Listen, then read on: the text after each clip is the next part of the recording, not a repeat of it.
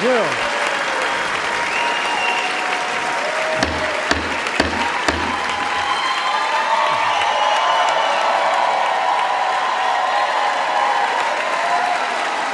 Good evening.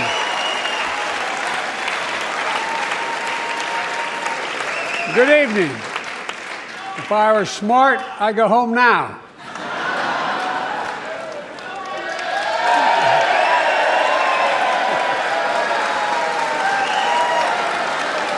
Mr. Speaker, Madam Vice President, members of Congress, my fellow Americans, in January 1941, Franklin Roosevelt came to this chamber to speak to the nation, and he said, "I address you at a moment unprecedented in the history of the Union." Hitler was on the march. War was raging in Europe. President Roosevelt's purpose was to wake up Congress and alert the American people that this was no ordinary time. Freedom and democracy were under assault in the world. Tonight, I come to this same chamber to address the nation. Now, it's we who face an unprecedented moment in the history of the Union.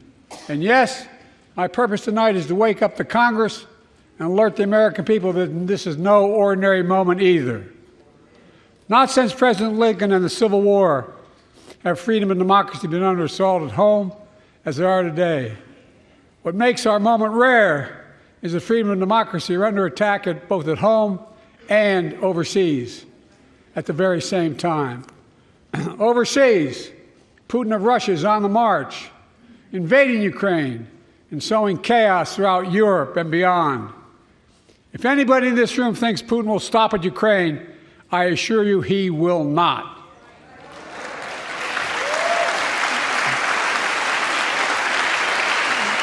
But Ukraine can stop Putin. Ukraine can stop Putin if we stand with Ukraine and provide the weapons that needs to defend itself.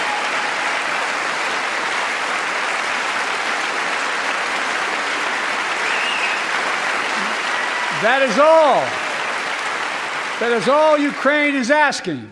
They're not asking for American soldiers. In fact, there are no American soldiers at war in Ukraine, and I'm determined to keep it that way. But now, assistance to Ukraine is being blocked by those who want to walk away from our world leadership.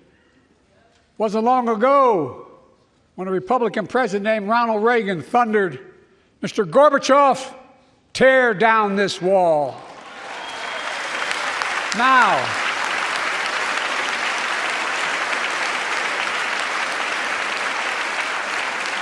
my predecessor, a former Republican president, tells Putin, quote, "Do whatever the hell you want." That's a quote. A former president actually said that, bowing down to a Russian leader. I think it's outrageous, it's dangerous, and it's unacceptable.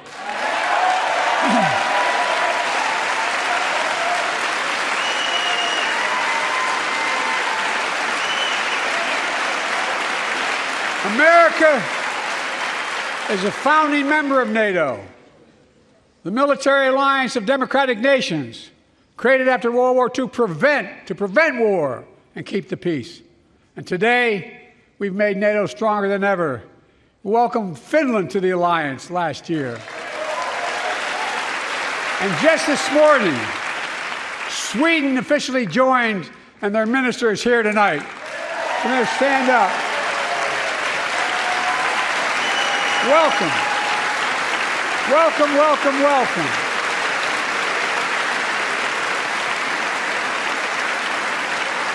And they know how to fight. Mr. Prime Minister, welcome to NATO, the strongest military alliance the world has ever seen. I say this to Congress, we have to stand up to Putin. Send me a bipartisan national security bill. History is literally watching. History is watching. If the United States walks away, it will put Ukraine at risk. Europe is at risk. The free world will be at risk, emboldening others to do what they wish to do us harm. My message to President Putin, who I've known for a long time, is simple. We will not walk away.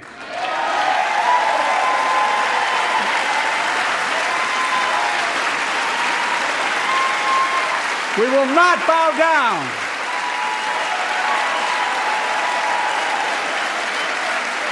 I will not bow down. In a literal sense, history is watching. History is watching. Just like history watched 3 years ago on January 6th, when insurrectionists stormed this very Capitol and placed a dagger to the throat of American democracy. Many of you were here on that darkest of days.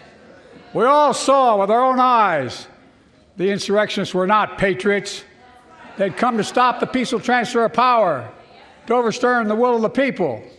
January 6th lies about the 2020 election and the plots to steal the election posed a gravest threat to U.S. democracy since the Civil War. But they failed. America stood.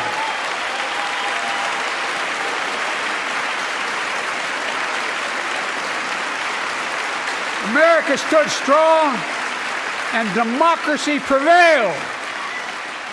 We must be honest. The threat to democracy must be defended. My predecessor and some of you here seek to bury the truth about January 6th. I will not do that. This is the moment to speak the truth and to bury the lies. Here's the simple truth. You can't love your country only when you win.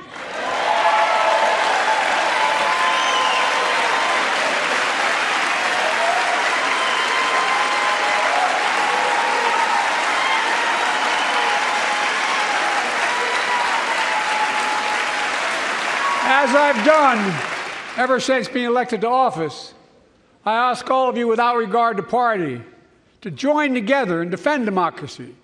Remember your oath of office of defending against all threats, foreign and domestic. Respect free and fair elections, restore trust in our institutions, and make clear political violence has absolutely no place in America, zero place. Again,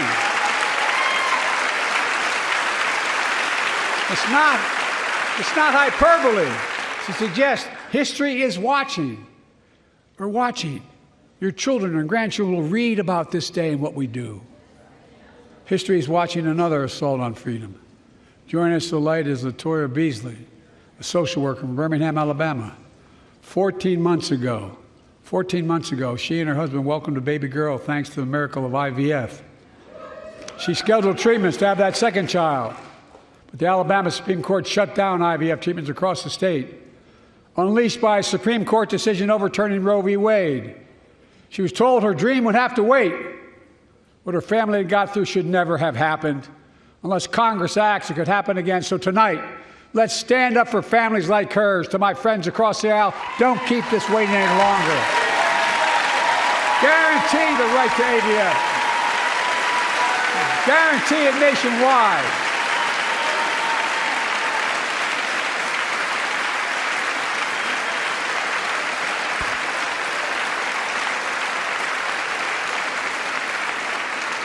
Like most Americans, I believe Roe v. Wade got it right.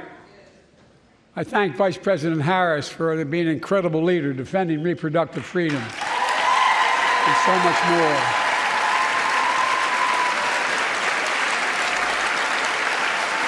Thank you. My predecessor came to office determined to see Roe v. Wade overturned. He's the reason it was overturned, and he brags about it. Look at the chaos that has resulted. Joining us tonight is Kate Cox, a wife and mother from Dallas. She's become pregnant again and had a fetus of a fatal condition. Her doctor told Kate that her own life and her ability to have children in the future were at risk if she didn't act. Because Texas law banned her ability to act, Kate and her husband had to leave the state to get what she needed. What her family got through should have never happened as well, but it's happening in too many others. There are state laws banning the freedom to choose, criminalizing doctors, forcing survivors of rape and incest to leave their states to get the treatment they need. Many of you in this chamber and my predecessor are promising to pass a national ban on reproductive freedom. My God, what freedom else would you take away? Look, it's a decision to overturn Roe v. Wade. The Supreme Court majority wrote the following, and with all due respect, justices, women are not without electoral power. Electoral or political power. You're about to realize just how much you were right about that.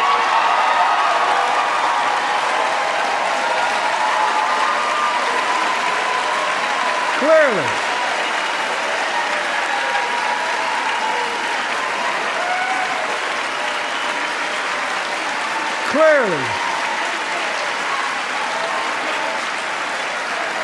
those bragging about overturning Roe v. Wade have no clue about the power of women.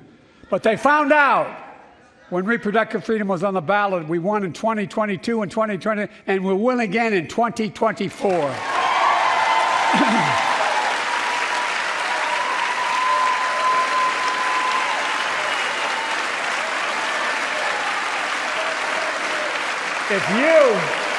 If you, the American people, send me a Congress that supports the right to choose, I promise you, I'll restore Roe v. Wade as the law of the land again.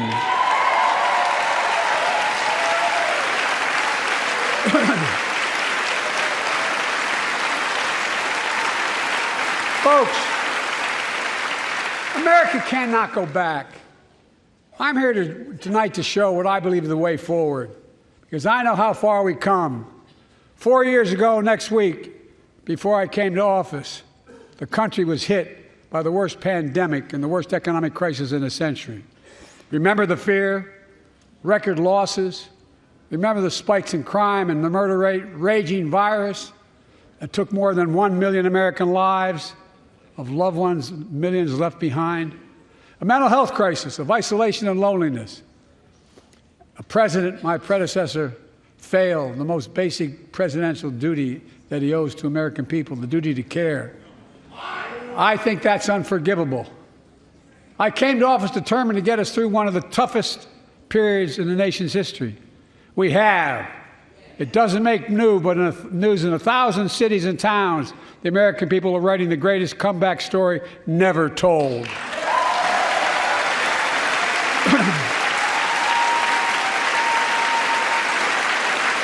So let's tell the story here. Tell it here and now. America's comeback is building the future of American possibilities, building an economy from the middle out and the bottom up, not the top down, investing in all America, in all Americans, to make sure everyone has a fair shot, and we leave no one behind. The pandemic no longer controls our lives. The vaccines that saved us from COVID are now being used to beat cancer, turning setback into comeback. That's what America does. That's what America does.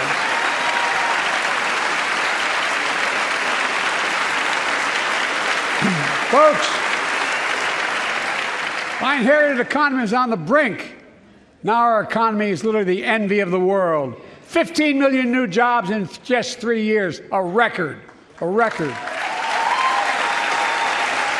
Unemployment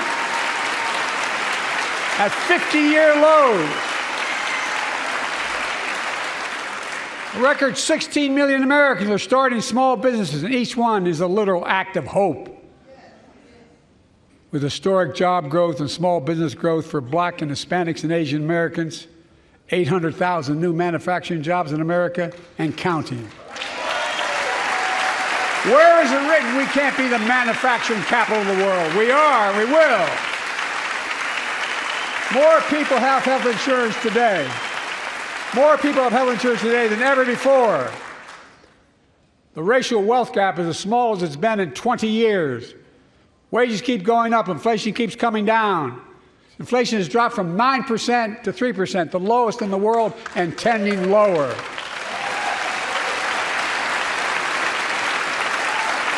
The landing is and will be soft. And now, instead of importing foreign products and exporting American jobs, We're exporting American products and creating American jobs right here in America, where they belong.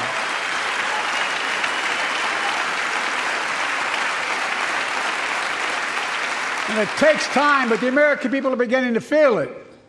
Consumer studies show consumer confidence is soaring. Buy America has been the law of the land since the 1930s. Past administrations, including my predecessor, including some Democrats as well in the past, failed to buy American. Not anymore. On my watch, federal projects that you fund, like helping build American roads, bridges, and highways, will be made with American products and built by American workers.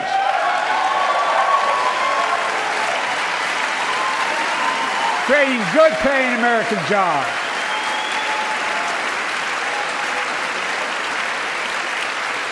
And thanks to our CHIPS and Science Act, the United States is investing more in research and development than ever before. During the pandemic, a shortage of semiconductors, chips, that drove up the price of everything from cell phones to automobiles.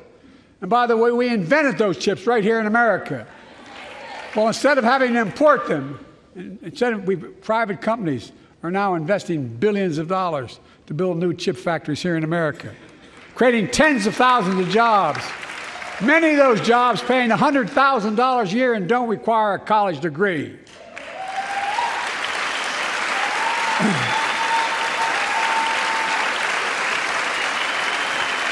In fact, my policies have attracted $650 billion in private sector investment in clean energy, advanced manufacturing, creating tens of thousands of jobs here in America.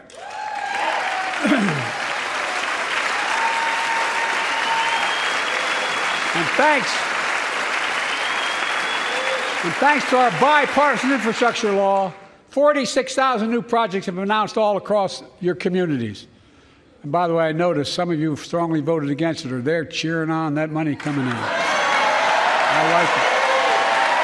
I'm with you. I'm with you. And if any of you don't want that money in your district, just let me know. Modernizing our roads and bridges, ports and airports, public transit systems. Removing poisonous lead pipes so every child can drink clean water without risk of brain damage.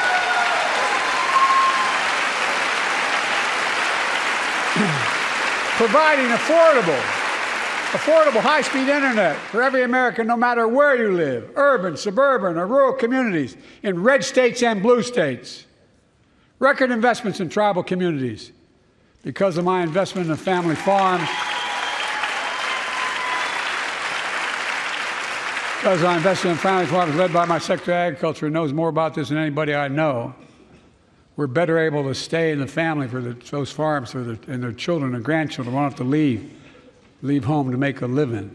It's transformative. The great comeback story is Belvidere, Illinois, home to an auto plant for nearly 60 years. Before I came to office, the plant was on its way to shutting down. Thousands of workers feared for their livelihoods. Hope was fading. Then I was elected to office, and we raised the Belvedere repeatedly with auto companies, knowing unions would make all the difference. The UAW worked like hell to keep the plant open and get these jobs back, and together we succeeded.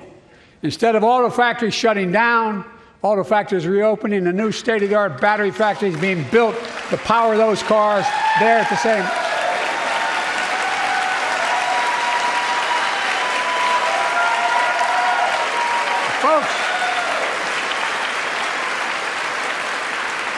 The folks of Belvedere, I say, instead of your town being left behind, your community is moving forward again.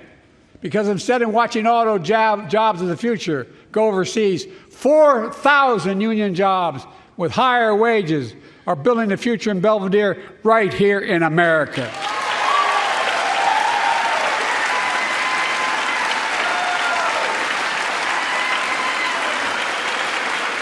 Here tonight is UAW President Shawn Fain, a great friend and a great labor leader. Shawn, where are you?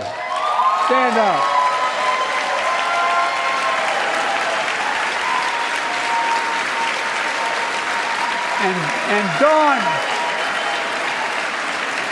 And Dawn Sims. a third-generation worker, UAW worker at Belvedere. Sean, I was proud to be the first president to stand on the picket line, and today, Dawn has a good job in her hometown, providing stability for her family and pride and dignity as well. Showing once again, Wall Street didn't build America. They're not bad guys. They didn't build it, though. The middle class built the country, and unions built the middle class.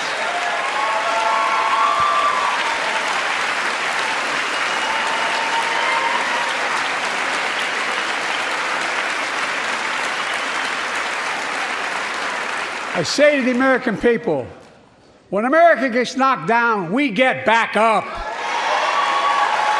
We keep going. That's America.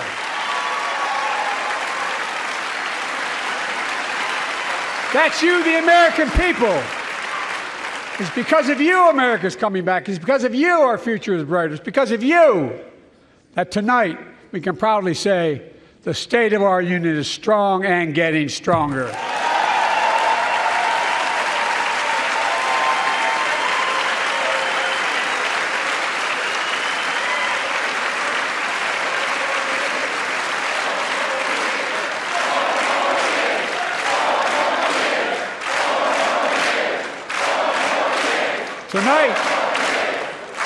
Tonight, I want to talk about the future of possibilities that we can build together.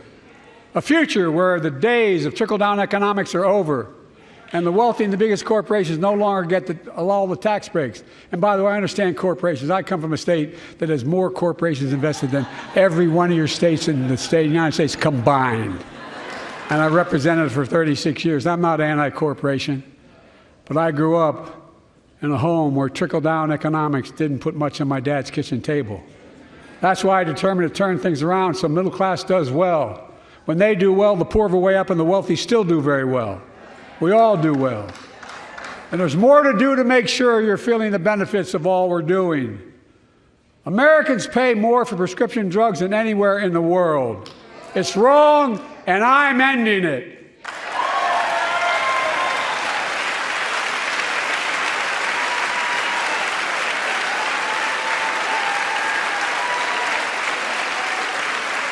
With a law that I proposed and signed, not one of you Republican buddies voted for it, we finally beat Big Pharma.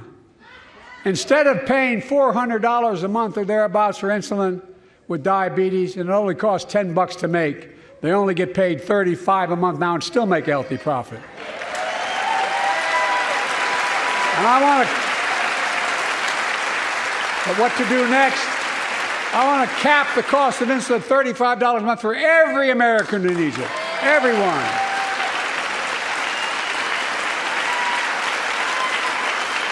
For years, people have talked about it, but finally we got it done and gave Medicare the power to negotiate lower prices on prescription drugs, just like the VA is able to do for veterans. That's not just saving seniors money, it's saving taxpayers money. We cut the federal deficit by $160 billion. Because Medicare will no longer have to pay those exorbitant prices to Big Pharma. This year, Medicare is negotiating lower prices for some of the costliest drugs on the market to treat everything from heart disease to arthritis. It's now time to go further and give Medicare the power to negotiate lower prices for 500 different drugs over the next decade. They're making a lot of money, guys. And they'll still be extremely profitable. Will not only save lives, it will save taxpayers another $200 billion. Starting next year, the same law caps total prescription drug costs for seniors on Medicare at $2,000 a year. Even for expensive cancer drugs that cost $10,000, $12,000, $15,000. Now I want to cap prescription drug costs at $2,000 a year for everyone. Folks, I'm going to get in trouble for saying that, but if you want to get an Air Force One and fly to Toronto, Berlin, Moscow, even Moscow, probably. And bring your prescription with you, and I promise you I'll get it for you for 40% the cost you're paying now. Same company, same drug, same place. Folks, the Affordable Care Act, the old Obamacare, it's still a very big deal.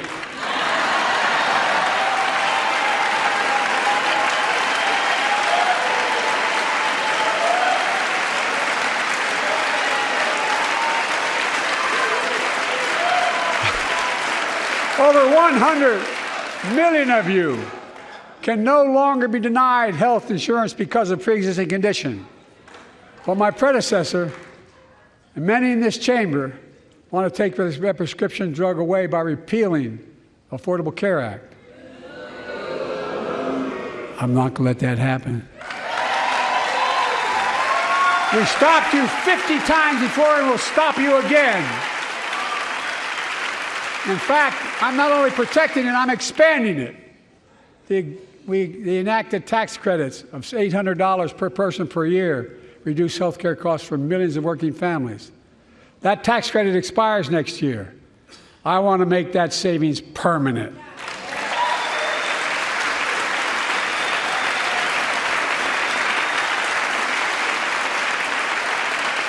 To state the obvious, women are more than half our population.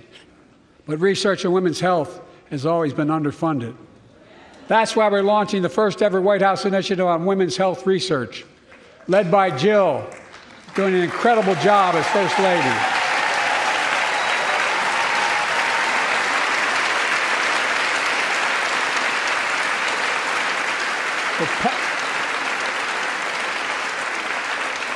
We'll pass my plan for $12 billion to transfer women's health research and benefit millions of lives all across America.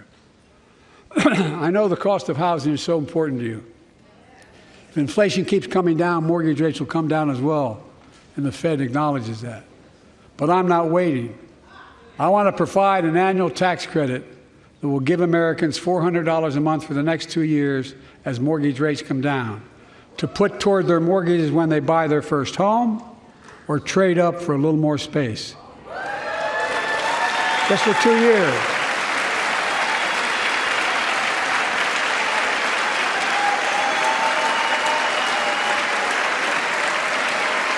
And my administration is also eliminating title insurance on federally backed mortgages. When you refinance your home, you can save $1,000 or more as a consequence. For millions of renters, we're cracking down on big landlords who use antitrust law, who break antitrust laws by price fixing and driving up rents. We've cut red tape so builders can get federally financing, which is already helping build a record 1.7 million new housing units nationwide. Now pass and build and renovate 2 million affordable homes and bring those rents down.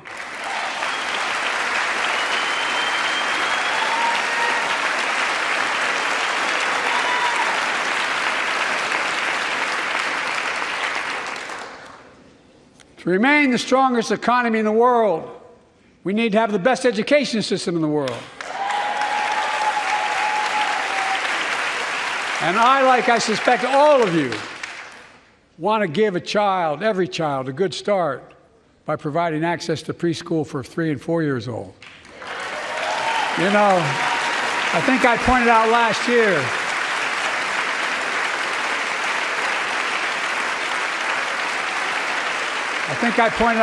year, that children coming from broken homes where there's no books, they're not read to, not spoken to very often, start school, kindergarten, or first grade, having heard 1 million fewer words spoken.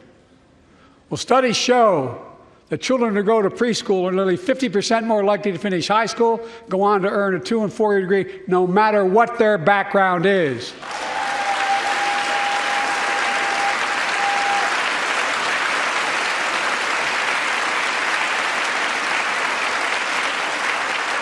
I met a year and a half ago with the leaders of the Business Roundtable.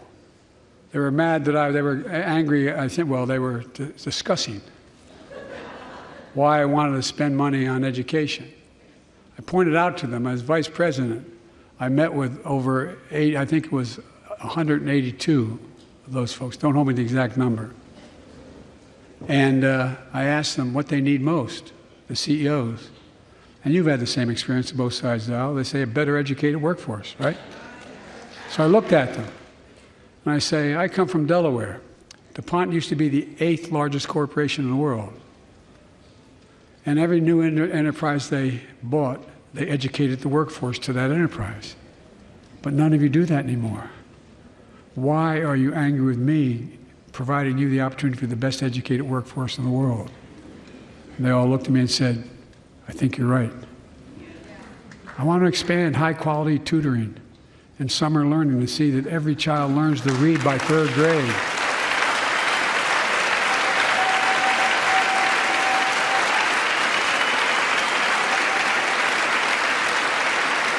I'm also connecting local businesses and high schools so students get hands-on experience and a path to a good-paying job, whether or not they go to college. And I want to make sure that college is more affordable. Let's continue increasing the Pell Grants to working and middle-class families and increase record investments in HBCUs and minority-serving institutions, including Hispanic institutions.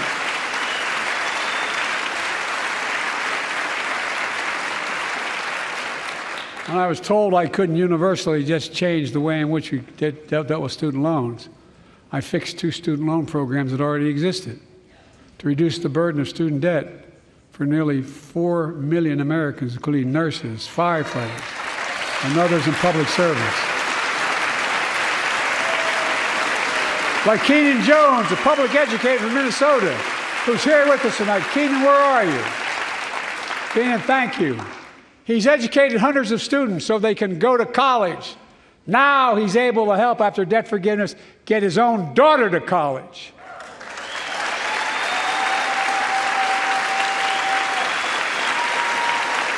And folks, look,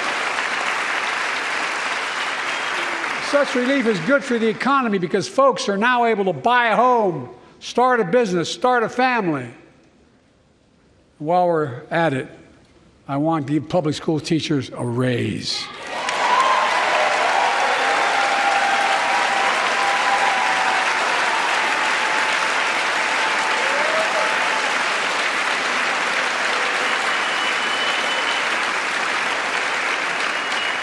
And by the way, the first couple of years, we cut the deficit. Now, let me speak to the question of fundamental fairness for all Americans. I've been delivering real results in fiscally responsible ways. We've already cut the federal deficit. We've already cut the federal deficit over $1 trillion. I signed the bipartisan deal to cut another $1 trillion in the next decade.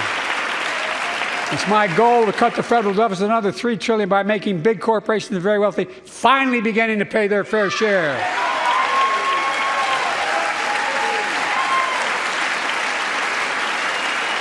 Look, I'm a capitalist. If you want to make or can make $1 million or millions of bucks, that's great. Just pay your fair share in taxes. A fair tax code is how we invest things to make this country great. Healthcare, education, defense, and so much more. But here's the deal. The last administration enacted a $2 trillion tax cut, overwhelmingly benefit the top 1%. The very wealthy and the biggest corporations, and exploded the federal deficit. They added more to the national debt than any presidential term in American history. Check the numbers. Folks at home, does anybody really think the tax code is fair? No. Do you really think the wealthy and big corporations need another $2 trillion tax break? No. I sure don't. I'm going to keep fighting like hell to make it fair. Under my plan, nobody earning less than $400,000 a year will pay an additional penny in federal taxes. Nobody, not one penny. And they haven't yet. In fact, the child tax credit I passed during the pandemic cut taxes for millions of working families and cut child poverty in half. Restore that child tax credit. No child should go hungry in this country. The way to make the tax code fair is to make big corporations and the very wealthy begin to pay their fair share. Remember in 2020, 55 of the biggest companies in America made $40 billion and paid zero in federal income tax. Zero. Not anymore. Thanks to the law I wrote and we signed, big companies have to pay a minimum of 15%. But that's still less than working people pay in federal taxes. It's time to raise corporate minimum tax to at least 21%.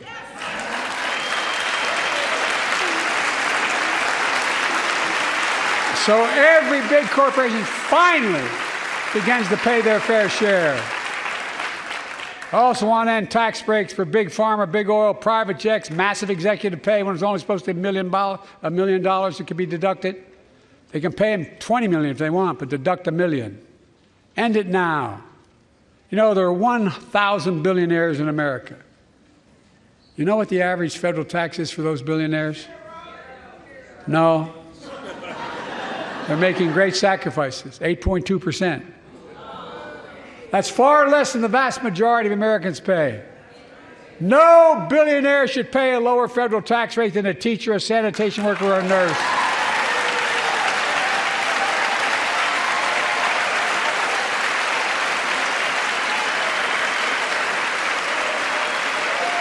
I propose a minimum tax for billionaires of 25%, just 25%. You know what that would raise? That would raise $500 billion over the next 10 years. And imagine what that could do for America. Imagine a future with affordable child care. Millions of families can get what they need to go to work to help grow the economy. Imagine a future with paid leave, because no one should have to choose between working and taking care of their sick family member.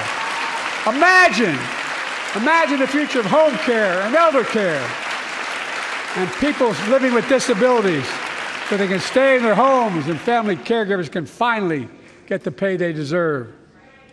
Tonight, let's all agree once again to stand up for seniors. Many of my friends on the other side of the aisle want to put Social Security on the chopping block. If anyone here tries to cut Social Security or Medicare or raise the retirement age, I will stop you.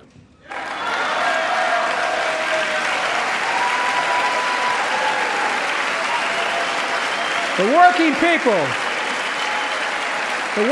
who built this country pay more into Social Security than millionaires and billionaires do. It's not fair.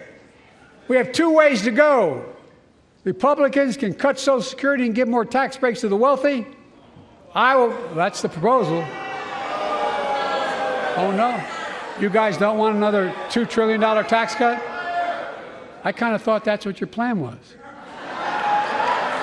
Well, that's good to hear. You're not going to cut another $2 trillion for the super wealthy. That's good to hear. I'll protect and strengthen Social Security and make the wealthy pay their fair share. Look,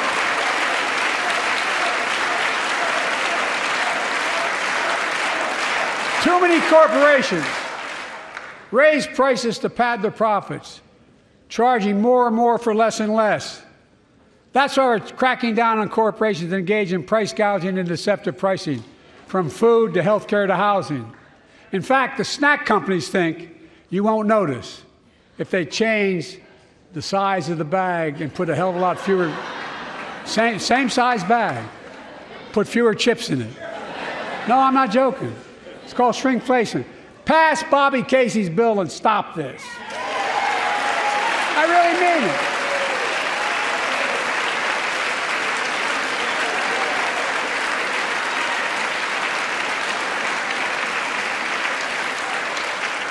You probably all saw that commercial on Snickers bars.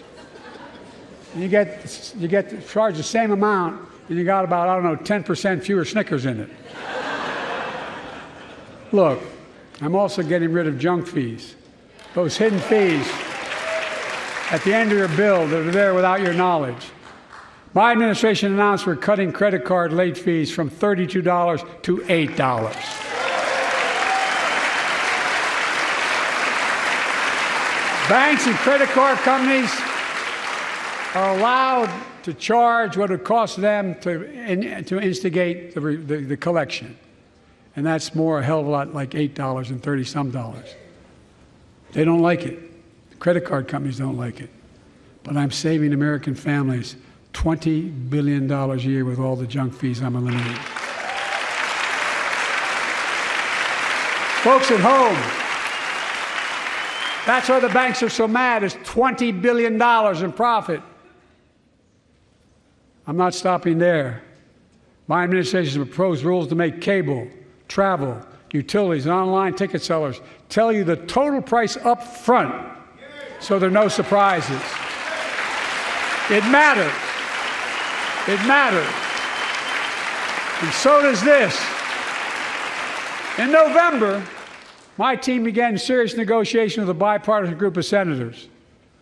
The result was a bipartisan bill with the toughest set of border security reforms we've ever seen. Oh, you don't think so? Oh, you don't like that bill, huh? That conservatives got together and said it was a good bill? I'll be darned. That's amazing. That bipartisan bill would hire 1,500 more security agents and officers, 100 more immigration judges to help tackle the backload of 2 million cases, 4,300 more asylum officers, and new policies so they can resolve cases in 6 months instead of 6 years now.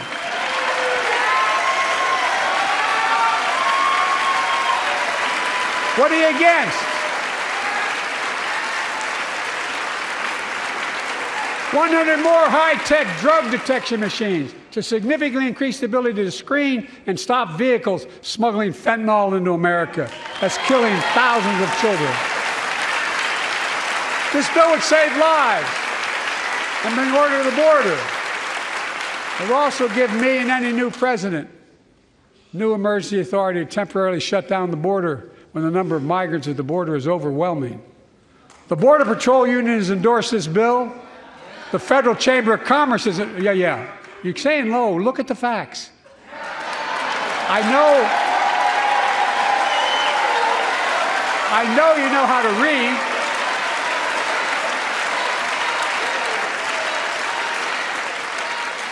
I believe that given the opportunity for a majority in the House and Senate would endorse the bill as well, a majority right now. But unfortunately, politics has derailed this bill so far. I'm told my predecessor called members of Congress in the Senate to demand they block the bill. He feels political win, he viewed it as a political win for me and a political loser for him. It's not about him, it's not about me. I'd be a winner, not really.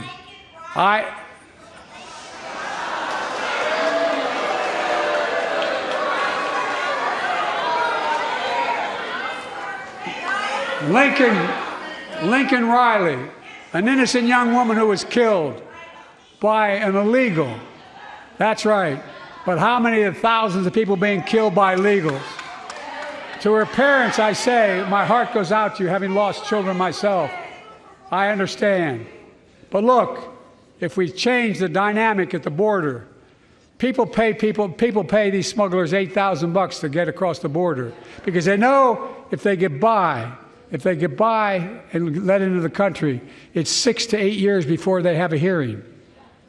And it's worth taking the chance of the $8,000. But if it's only 6 weeks, the idea is it's highly unlikely that people will pay that money and come all that way knowing that they'll be able to be kicked out quickly. Folks, I would respectfully suggest my Republican friends owe it to the American people, get this bill done. We need to act now.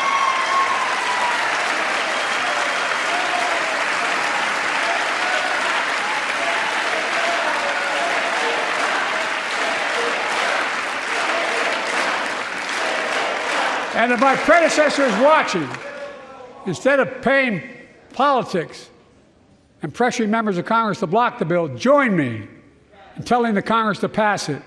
We can do it together. But that's what here's what he will not do. I will not demonize immigrants saying they are poison in the blood of our country. I will not separate families. I will not ban people because of their faith. Unlike my predecessor on my first day in office, I introduced a comprehensive bill to fix our immigration system. Take a look at it. It has all these and more.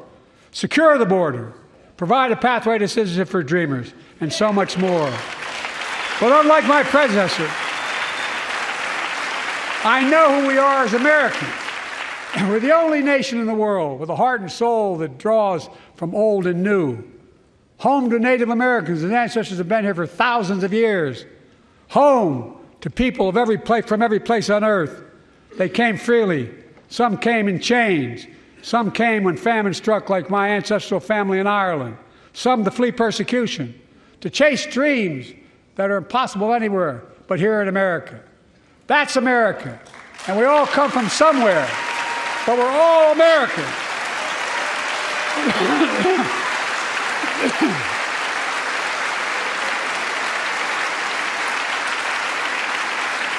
Look, folks,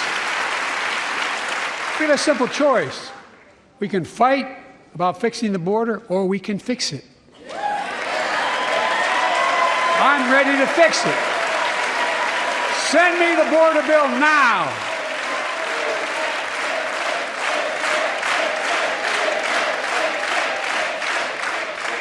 A transformational moment in history happened 59 years ago today in Selma, Alabama. Hundreds of foot soldiers for justice marched across the Edmund Pettus Bridge, named after the Grand Dragon of the Ku Klux Klan, to claim their fundamental right to vote. They were beaten, they were bloody, and left for dead.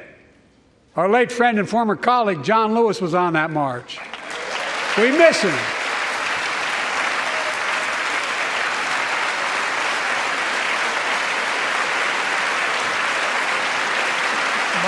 Joining us tonight are other marchers, both in the gallery and on the floor, including Betty Mae Fikes, known as the voice of Selma, the daughter of gospel singers and preachers. She sang songs of prayer and protest on that bloody Sunday to help shake the nation's conscience. 5 months later, the Voting Rights Act passed and was signed into law.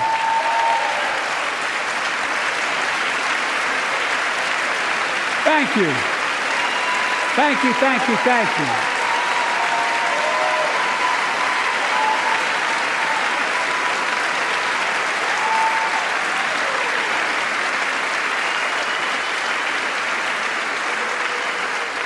But 59 years later, there are forces taking us back in time.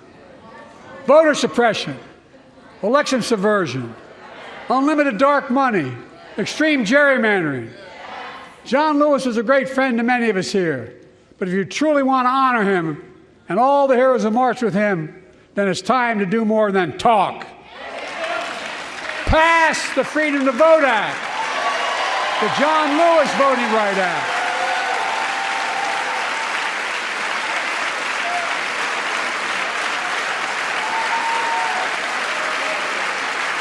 And stop denying another core value of America, our diversity across American life. Banning books, it's wrong.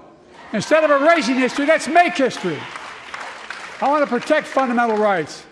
Pass the Equality Act. And my message to transgender Americans, I have your back. Pass the PRO Act for workers' rights. Raise the federal minimum wage, because every worker has a right to a decent living, more than $7 an hour. We're also making history by confronting the climate crisis, not denying it. I don't think any of you think there's no longer a climate crisis. At least I hope you don't. I'm taking the most significant action ever on climate in the history of the world. I'm cutting our carbon emissions in half by 2030, creating tens of thousands of clean energy jobs, like the IBEW work is building and installing 500,000 electric vehicle charging stations.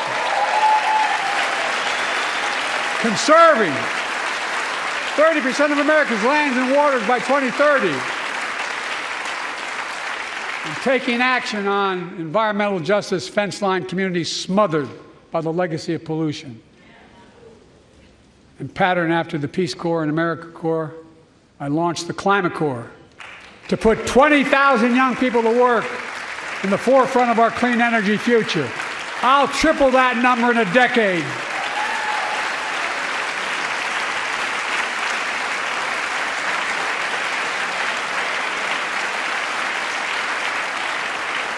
To state the obvious, all Americans deserve the freedom to be safe, and America is safer today than when I took office.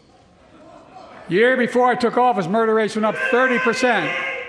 30% they went up. The biggest increase in history. It was then, through my American Rescue Plan, which every American voted against, I might add, we made the largest investment in public safety ever. Last year, the murder rate saw the sharpest decrease in history. Violent crime fell to one of its lowest levels in more than 50 years. But we have more to do. We have to help cities invest in more community police officers, more mental health workers, more community violence intervention. Give communities the tool to crack down on gun crime, retail crime, and carjacking. Keep building trust, as I've been doing by taking executive action on police reform and calling for it to be the law of the land. Directing my cabinet to review the federal classification of marijuana and expunging thousands of convictions for the mere possession, because no one should be jailed for simply using or have it on their record. Take on crimes of domestic violence. I'm ramping up the federal enforcement of the Violence Against Women Act that I proudly wrote when I was a senator, so we can finally end the scourge against women in America.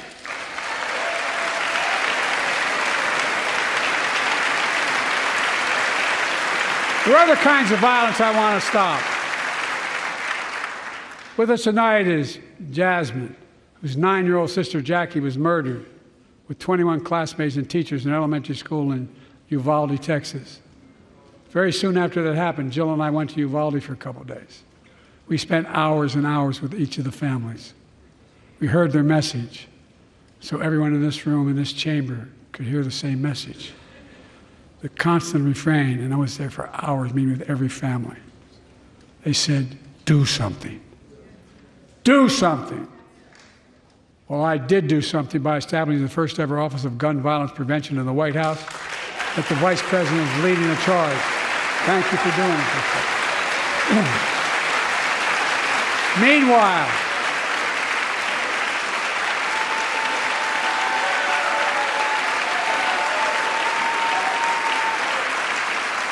Meanwhile, my predecessor told the NRA he's proud he did nothing on guns when he was president. Oh. After another shooting in Iowa recently, he said, when asked what to do about it, he said, just get over it. There's his quote, just get over it. I say, stop it. Stop it, stop it, stop it.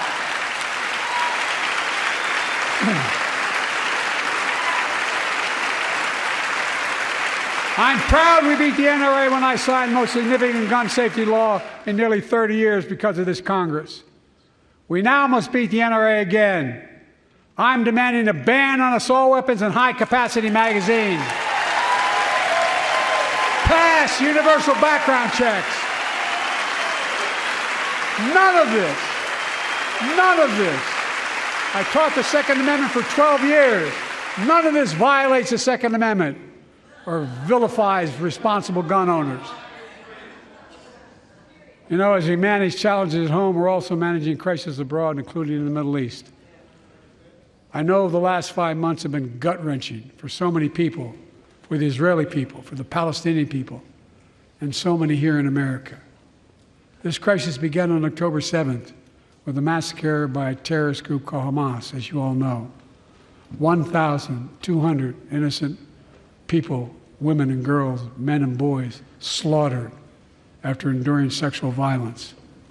the deadliest day for the Jewish people since the Holocaust, and 250 hostages taken. Here in this chamber tonight are families whose loved ones are still being held by Hamas. I pledge to all the families that we will not rest until we bring every one of your loved ones home. We also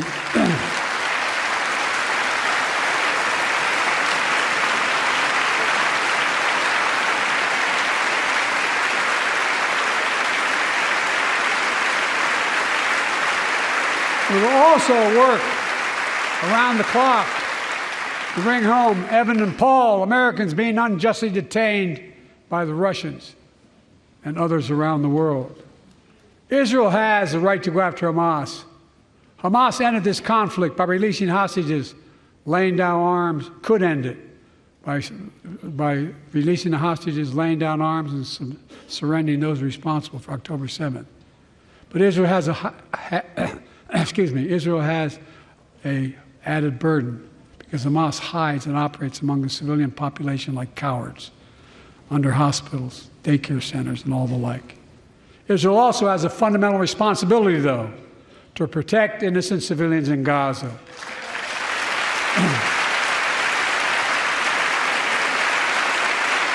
This war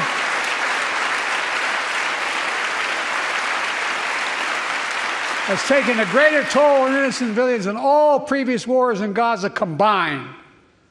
More than 30,000 Palestinians have been killed, most of whom are not Hamas. Thousands and thousands of innocents, women and children, girls and boys, also orphaned. Nearly 2 million more Palestinians under bombardment or displacement. Homes destroyed, neighborhoods in rubble, cities in ruin. Families without food, water, medicine. It's heartbreaking.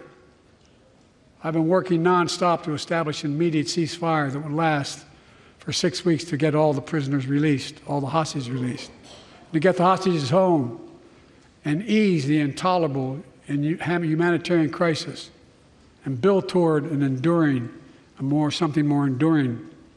The United States has been leading international efforts to get more humanitarian assistance to Gaza.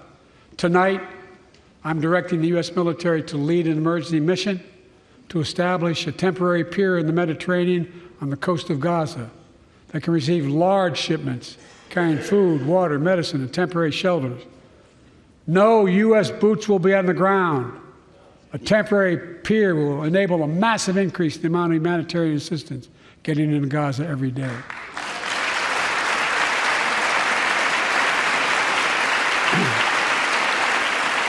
And Israel must do its part. Israel must allow more aid into Gaza to ensure humanitarian workers aren't caught in the crossfire.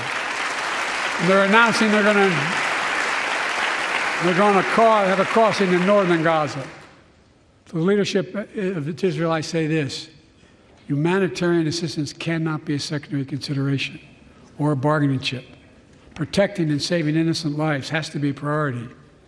As we look to the future, the only real solution to the situation is a two-state solution over time.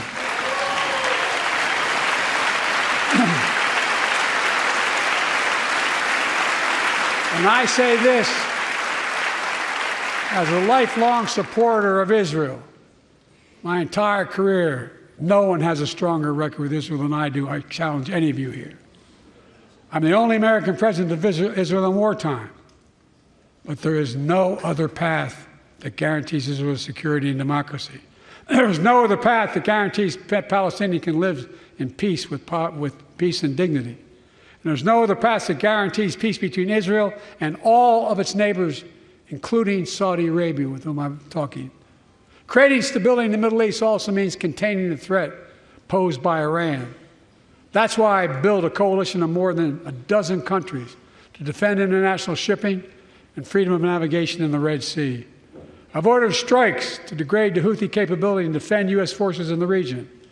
As Commander-in-Chief, I will not hesitate to direct further measures to protect our people and our military personnel.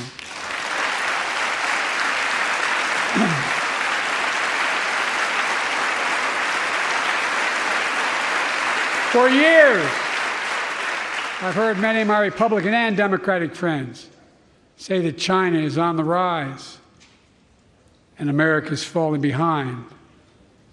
They've got it backwards. I've been saying it for over 4 years, even when I wasn't president. America's rising. We have the best economy in the world. And since I've come to office, our GDP is up, our trade deficit with China is down to the lowest point in over a decade. And we're standing up against China's unfair economic practices. We're standing up for peace and stability across the Taiwan Straits. I've revitalized our partnership and alliance in the Pacific. India, Australia, Japan, South Korea, the Pacific Islands. I've made sure that the most advanced American technologies can't be used in China, not allowing to trade them there. Frankly, for all this tough talk on China, it never occurred to my predecessor to do any of that. I want competition with China, not conflict. And we're in a stronger position to win the conflict of the 21st century against China than anyone else, for that matter, than any time as well. Here at home, I've signed over 400 bipartisan bills. But there's more to pass my unity agenda. Strengthen penalties on fentanyl trafficking. You don't want to do that, huh? Pass bipartisan privacy legislation to protect our children online. Harness the promise of AI to protect us from peril. Ban AI voice impersonations and more. And keep our truly sacred obligation to train and equip those we send into harm's way and care for them and their families when they come home and when they don't.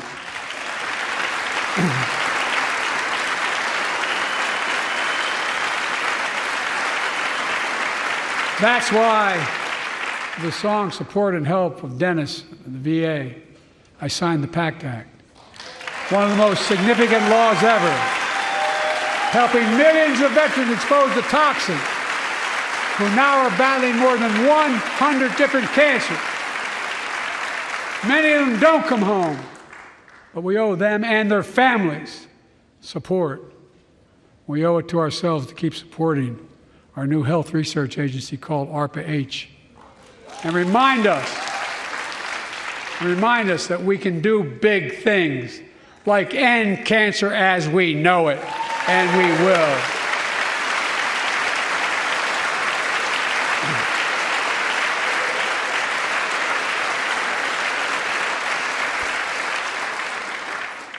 Let me close with this.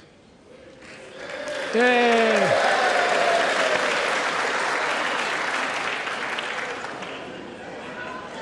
I know you don't want to hear any more, Lindsay, but I got to say a few more things. I know it may not look like it, but I've been around a while. When you get to be my age, certain things become clearer than ever. I know the American story. Again and again, I've seen the contest between competing forces in the battle for the soul of our nation, between those who want to pull America back to the past and those who want to move America into the future. My lifetime has taught me to embrace freedom and democracy, a future based on core values that have defined America: honesty, decency, dignity, equality, to respect everyone, to give everyone a fair shot, to give hate no safe harbor. Now, other people my age see it differently. The American story of resentment, revenge, and retribution, that's not me. I was born amid World War II, when America stood for the freedom of the world. I grew up in Scranton, Pennsylvania, and Claymont, Delaware, among working-class people who built this country. I watched in horror as two of my heroes, like many of you did, Dr. King and Bobby Kennedy, were assassinated. And their legacies inspired me to pursue a career in service. I left the law firm and became a public defender because my city of Wilmington was the only city in America occupied by the National Guard after Dr. King was assassinated because of the riots. And I became a county councilman almost by accident. I got elected to the United States Senate when I had no intention of running at age 29. Then vice president of our first black president. Now president to the first women vice president.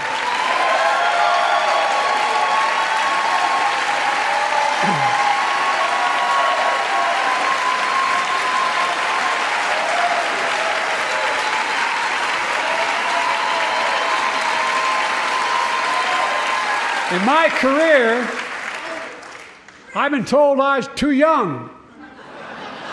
By the way, they didn't let me on the Senate elevators for votes sometimes. Not a joke.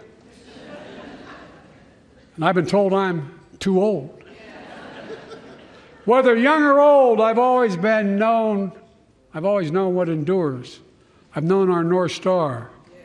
The very idea of America is that we're all created equal and deserves to be treated equally throughout our lives. We've never fully lived up to that idea, but we've never walked away from it either. And I won't walk away from it now. I'm optimistic. I really am. I'm optimistic, Nancy.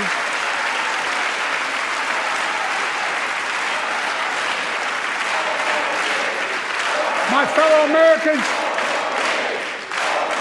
the issue facing our nation isn't how old we are, it's how old are our ideas. Hate, anger, revenge, retribution are the oldest of ideas. But you can't lead America with ancient ideas that only take us back. You lead America, the land of possibilities. You need a vision for the future and what can and should be done. Tonight you've heard mine. I see a future where defending democracy, you don't diminish it. I see a future where we restore the right to choose and protect our freedoms, not take them away. I see a future where the middle class finally has a fair shot and the wealthy have to pay their fair share in taxes. I see a future where we save the planet from the climate crisis and our country from gun violence. Above all, I see a future for all Americans. I see a country for all Americans. And I will always be president for all Americans because I believe in America. I believe in you, the American people. You're the reason we've never been more optimistic about our future than I am now. So let's build the future together. Let's remember who we are. We are the United States of America. And there is nothing beyond our capacity when we act together. God bless you all, and may God protect our troops. Thank you, thank you, thank you.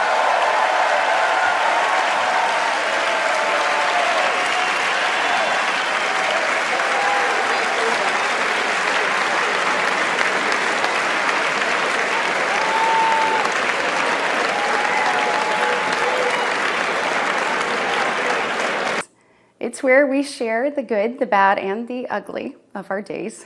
It's where we laugh together, and it's where we hold each other's hands and pray for God's guidance. And many nights, to be honest, it's where Wesley and I worry. I know we're not alone. And so tonight, the American family needs to have a tough conversation because the truth is, we're all worried about the future of our nation. The country we know and love seems to be slipping away, and it feels like the next generation will have fewer opportunities and less freedoms than we did. I worry my own children may not even get a shot at living their American dreams. My American dream allowed me, the daughter of two small business owners from rural Enterprise, Alabama, to be elected to the United States Senate at the age of 40. Growing up, sweeping the floor at my dad's hardware store and cleaning the bathroom at my mom's dance studio, I never could have imagined what my story would entail. To think about what the American dream can do across just one generation, in just one lifetime, it's truly breathtaking. But right now, the American dream has turned into a nightmare for so many families. The true, unvarnished state of our union begins and ends with this. Our families are hurting. Our country can do better. And you don't have to look any further than the crisis at our southern border to see it. President Biden inherited the most secure border of all time. But minutes after taking office, he suspended all deportations, he halted construction of the border wall, and he announced a plan to give amnesty to millions. We know that President Biden didn't just create this border crisis. He invited it with 94 executive actions in his first 100 days. When I took office, I took a different approach. I traveled to the Del Rio sector of Texas. That's where I spoke to a woman who shared her story with me. She had been sex trafficked by the cartels starting at the age of 12. She told me not just that she was raped every day, but how many times a day she was raped. The cartels put her on a mattress in a shoebox of a room, and they sent men through that door over and over again for hours and hours on end. We wouldn't be okay with this happening in a third world country. This is the United States of America, and it is past time, in my opinion, that we start acting like it. President Biden's border policies are a disgrace. This crisis is despicable. And the truth is, it is almost entirely preventable.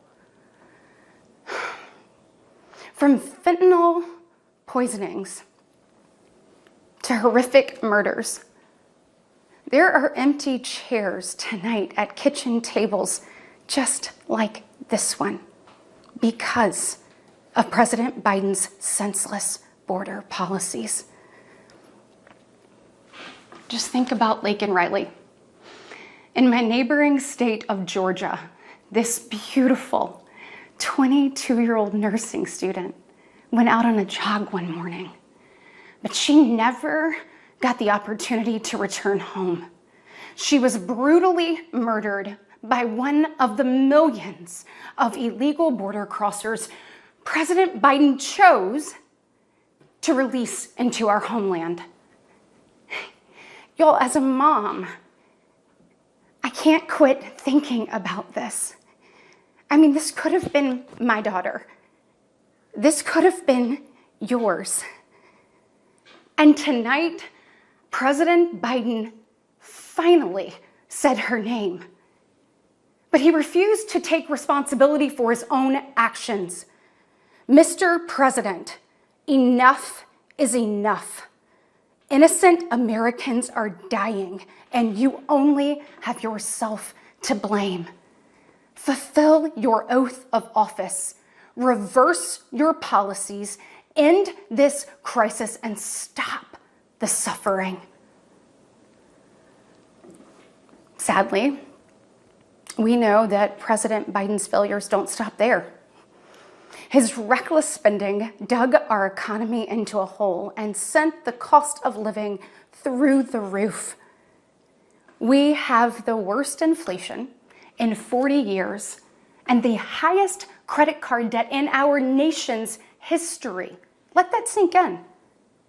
Hardworking families are struggling to make ends meet today, and with soaring mortgage rates and sky-high childcare costs, they're also struggling to how to plan for tomorrow.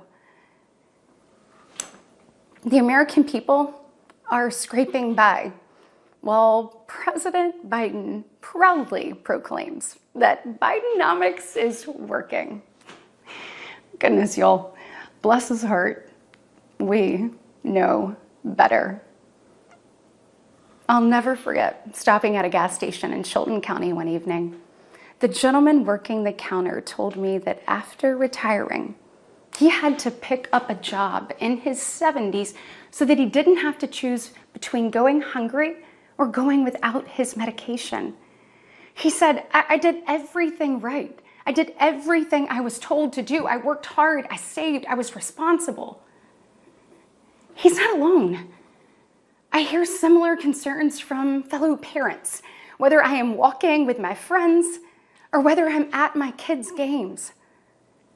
But let's be honest, it's been a minute since Joe Biden pumped gas, ran a carpool, or even pushed a grocery cart. Meanwhile, the rest of us see our dollar and we know it doesn't go as far. We see it every day. And despite what he tells you, our communities are not safer. For years, the left has coddled criminals and defunded the police, all while letting repeat offenders walk free. The result is tragic, but foreseeable. From our small towns to America's most iconic city streets, life is getting more and more dangerous. And unfortunately, President Biden's weakness isn't just hurting families here at home. He is making us a punchline on the world stage. Look, where I'm from, your word is your bond. But for 3 years, the president has demonstrated that America's word doesn't mean what it used to. From abandoning our allies in his disastrous withdrawal from Afghanistan to desperately pushing another dangerous deal with Iran. President Biden has failed. We've become a nation in retreat, and the enemies of freedom, they see an opportunity. Putin's brutal aggression in Europe has put our allies on the brink. Iran's terrorist proxies have slaughtered Israeli, Jews, and American citizens. They've targeted commercial shipping, and they've attacked our troops nearly 200 times since October, killing 3 US soldiers and 2 Navy SEALs. Meanwhile, the Chinese Communist Party is undercutting America's workers. China is buying up our farmland, spying on our military installations, and spreading propaganda through the likes of TikTok. You see, the CCP knows that if it conquers the minds of our next generation, it conquers America. And what does President Biden do? Well, he bans TikTok for government employees, but creates an account for his own campaign. Y'all, you can't make this stuff up. Look, we all recall when presidents faced national security threats with strength and resolve. That seems like ancient history. Right now, our commander-in-chief is not in command. The free world deserves better than a dithering and diminished leader. America deserves leaders who recognize that secure borders, stable prices, safe streets, and a strong defense are actually the cornerstones of a great nation. Just ask yourself, are you better off now than you were 3 years ago? There's no doubt we're at a crossroads, and it doesn't have to be this way. We all feel it. But here's the good news. We, the people, are still in the driver's seat. We get to decide whether our future will grow brighter or whether we'll settle for an America in decline. Well, I know which choice our children deserve, and I know the choice the Republican Party is fighting for. We are the party of hard-working parents and families, and we want to give you and your children the opportunities to thrive. And We want families to grow. It's why we strongly support continued nationwide access to in vitro fertilization. We want to help loving moms and dads bring precious life into this world. Wesley and I believe there is no greater blessing in life than our children. And that's why tonight I want to make a direct appeal to the parents out there, and in particular to my fellow moms, many of whom I know will be up tossing and turning at 2 a.m., wondering how you're going to be in 3 places at once and then somehow still get dinner on the table. First of all, we see you, we hear you, and we stand with you. I know you're frustrated. I know you're probably disgusted by most of what you see going on in Washington, and I'll be really honest with you, you're not wrong for feeling that way. Look, I get it. The task in front of us isn't an easy one, but I can promise you one thing. It is worth it. So I am asking you, for the sake of your kids and your grandkids, get into the arena. Every generation has been called to do hard things. American greatness rests in the fact that we always answer that call. It's who we are. Never forget, we are steeped in the blood of patriots who overthrew the most powerful empire in the world.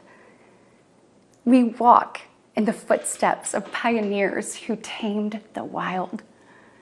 We now carry forward the same flame of freedom as the liberators of an oppressed Europe. We continue to draw courage from those who bent the moral arc of the universe. And when we gaze upon the heavens, never forget that our DNA contains the same ingenuity that put man on the moon. America has been tested before, and every single time we've emerged unbowed and unbroken. Our history has been written with the grit of men and women who got knocked down. But we know their stories because they did not stay down. We are here because they stood back up. So now it's our turn, our moment to stand up and prove ourselves worthy of protecting the American dream. Together, we can reawaken the heroic spirit of a great nation. Because America, we don't just have a rendezvous with destiny. We take destiny's hand and we lead it. Our future starts around kitchen tables just like this, with moms and dads just like you. And you are why I believe with every fiber of my being that despite the current state of our union, our best days are still ahead. May God bless you, and may God continue to bless these United States of America.